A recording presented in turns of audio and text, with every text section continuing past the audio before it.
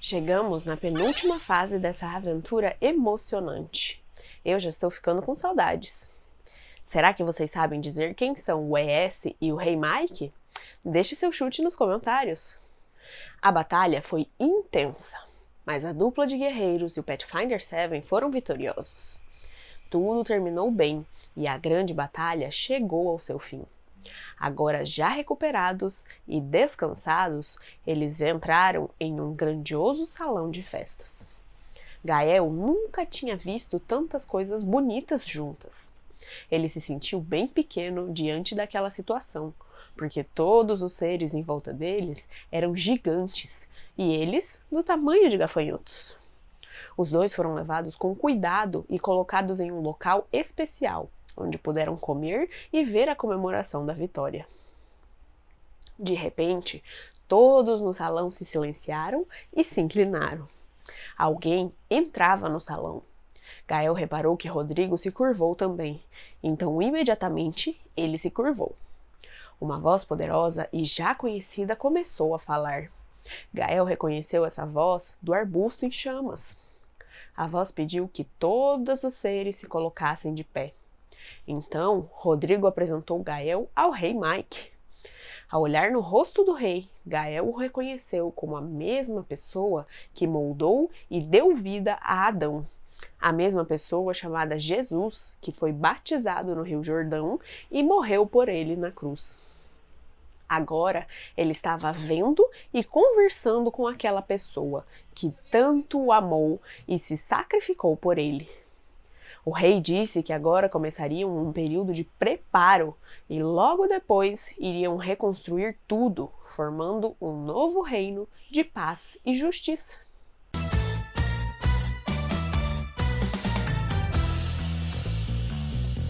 Depois da volta de Jesus a esse mundo, todos aqueles que escolheram viver ao seu lado e seguir a sua vontade irão com ele para o céu e viverão com o Senhor lá por um período determinado. Nós podemos ver isso em Apocalipse 20, verso 6. Felizes e santos os que participam da primeira ressurreição. A segunda morte não tem poder sobre eles. Serão sacerdotes de Deus e de Cristo e reinarão com ele durante 1000 anos. A linha do tempo desses eventos é a seguinte: Jesus vem à Terra buscar os seus, e todas as pessoas que morreram no Senhor ressuscitarão e se unirão aos justos que ainda estavam vivos aqui na Terra, para irem todos juntos para o céu. Isso acontecerá cumprindo a promessa de Jesus que está registrada em João 14, versos 2 e 3. Na casa de meu pai há muitas moradas. Se não fosse assim, eu vou-lo teria dito. Vou preparar-vos lugar. E quando eu for e vos preparar lugar, virei outra vez e vos levarei para mim mesmo, para que onde eu estiver, estejais vós também. Todas as pessoas que não quiseram ficar ao lado de Deus morrerão, por não serem capazes de suportar a glória e a justiça do Rei devido aos seus pecados. Com os salvos morando no céu e os ímpios mortos, a terra vai ficar desolada, sem habitantes humanos. E Satanás, o originador e instigador do mal, ficará preso nessa terra desolada, sem ninguém para tentar, conforme descrito pelo apóstolo João em Apocalipse 20, versos 2 e 3. Ele prendeu o dragão, a antiga serpente, que é o diabo e Satanás, e amarrou-o por 1000 anos, e lançou-o no abismo, e ali o encerrou, e pôs selo sobre ele, para que não mais engane as nações, até que os 1000 anos se acabem. E depois, importa que seja solto por um pouco de tempo. Satanás fica então impedido de sair da terra e preso pelas circunstâncias de não ter ninguém a quem tentar ou perseguir, não tendo nada para fazer. Tanto a prisão de Satanás como a estadia dos salvos no céu durará um período certo, que nós já lemos nos versos anteriores, de 1000 anos. Esses 1000 anos também são conhecidos como milênio. Durante o milênio, os diferentes grupos de seres e lugares estarão em diferentes condições. Os justos, também conhecidos como salvos ou santos, estarão envolvidos no julgamento que nós conhecemos lá na fase 9. Isso é confirmado pra gente em Apocalipse 20, verso 4. E vi tronos, e assentaram-se sobre eles, e foi-lhes dado o poder de julgar. E vi as almas daqueles que foram degolados pelo testemunho de Jesus e pela palavra de Deus, e que não adoraram a besta, nem a sua imagem, e não receberam o sinal em sua testa, nem em suas mãos. E viveram e reinaram com Cristo durante 1000 anos. O julgamento não vai decidir quem está salvo ou perdido. Isso já foi definido antes da volta de Jesus. Todas as pessoas que não foram ressuscitadas ou transformadas e levadas para o céu estão perdidos. O julgamento que os santos participam tem como finalidade e objetivo único responder qualquer dúvida que alguma pessoa possa ter do porquê alguém se perdeu ou foi salvo. E através desse processo, como o verso falou, todos os justos estarão então reinando com Cristo. Já os ímpios, ou pecadores, ou perdidos, como nós vimos anteriormente, estarão mortos durante o milênio, e seus corpos estarão espalhados pela terra, como revelado para nós pelo profeta em Jeremias 25:33. E serão os mortos do Senhor naquele dia, desde uma extremidade da terra até a outra. Não serão pranteados, nem recolhidos, nem sepultados, mas serão por esterco sobre a face da terra. Em Jeremias 4, versos 23 a 27, nós vemos a descrição de como o próprio planeta Terra estará nesse período de 1000 anos. Observei a terra, e eis que ela era sem forma e vazia. Também os céus, e não tinham a sua luz. Observei os montes, e eis que estavam tremendo, e todos os outeiros estremeciam. Observei, e eis que não havia homem algum, e todas as aves do céu tinham fugido. Vi também que a terra era fértil, tornou-se um deserto, e todas as suas cidades estavam derrubadas diante do Senhor, diante do furor da sua ira. Porque assim diz o Senhor: toda essa terra será assolada, de todo, porém, não a consumirei.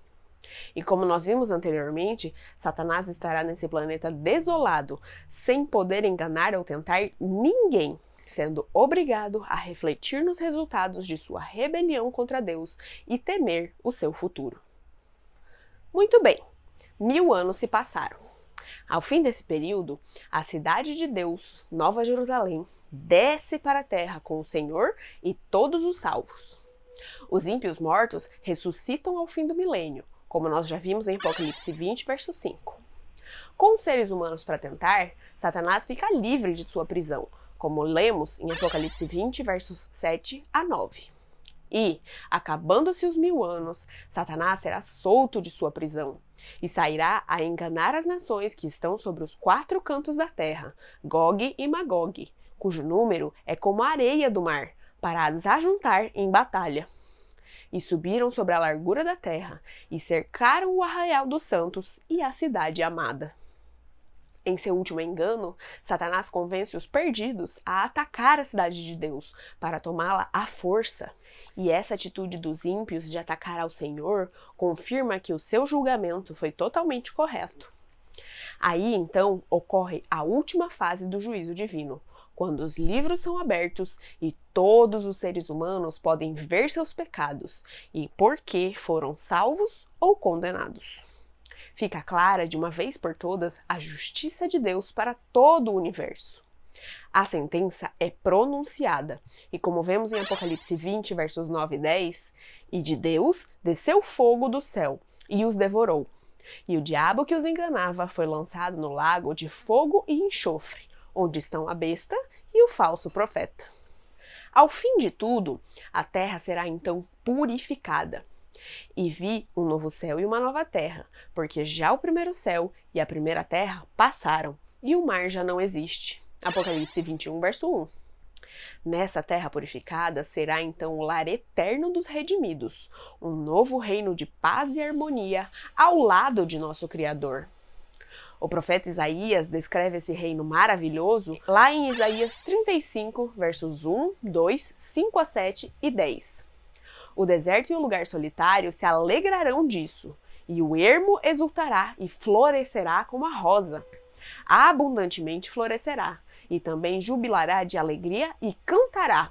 A glória do Líbano se lhe deu, a excelência do Carmelo e Saron. Eles verão a glória do Senhor, o esplendor do nosso Deus. Então os olhos dos cegos serão abertos, e os ouvidos dos surdos se abrirão. Então os coxos saltarão como servos, e a língua dos mudos cantará, porque as águas arrebentarão no deserto e ribeiros no ermo. E a terra seca se tornará em lagos, e a terra sedenta em mananciais de águas. E nas habitações em que jaziam os chacais haverá erva com canas e juncos. E os resgatados do Senhor voltarão, e virão a Sião com júbilo, e alegria eterna haverá sobre as suas cabeças. Gozo e alegria alcançarão, e deles fugirá a tristeza e o gemido. Aquela terra que esteve desolada durante o milênio florescerá. Todas as doenças serão curadas, e os filhos de Deus viverão com ele em eterna alegria, como vemos também em Apocalipse 21, verso 4. E Deus limpará de seus olhos toda a lágrima, e não haverá mais morte, nem pranto, nem clamor, nem dor, porque já as primeiras coisas são passadas. O pecado e a sua destruição serão banidos de todo o universo. E ali nunca mais haverá maldição contra alguém. E nela estará o trono de Deus e do Cordeiro, e os seus servos o servirão. Apocalipse 22, 3. Essas promessas não são maravilhosas? Essa é a grande esperança dos adventistas do sétimo dia. E conforme o apóstolo Pedro nos escreveu no livro de 2 Pedro 3, versos 11 a 14, visto que tudo será assim desfeito, que tipo de pessoas é necessário que vocês sejam? Vivam de maneira santa e piedosa, esperando o dia de Deus e apressando a sua vinda. Naquele dia, os céus serão desfeitos pelo fogo, e os elementos derreterão pelo calor. Todavia, de acordo com a sua promessa, esperamos novos céus e nova terra, onde habita a justiça. Portanto, amados, enquanto esperam essas coisas, empenhem-se para serem encontrados por ele em paz, imaculados e inculpáveis. Gael ouviu o rei Mike e ouviu seus planos, e desejava de todo o seu coração morar nesse novo reino. E você, gostaria de morar nesse reino maravilhoso que Jesus nos prometeu? Leia os capítulos 11 e 12 de Eclesiastes para ganhar título essa semana. Agradece o seu amor. Não há nada mais precioso.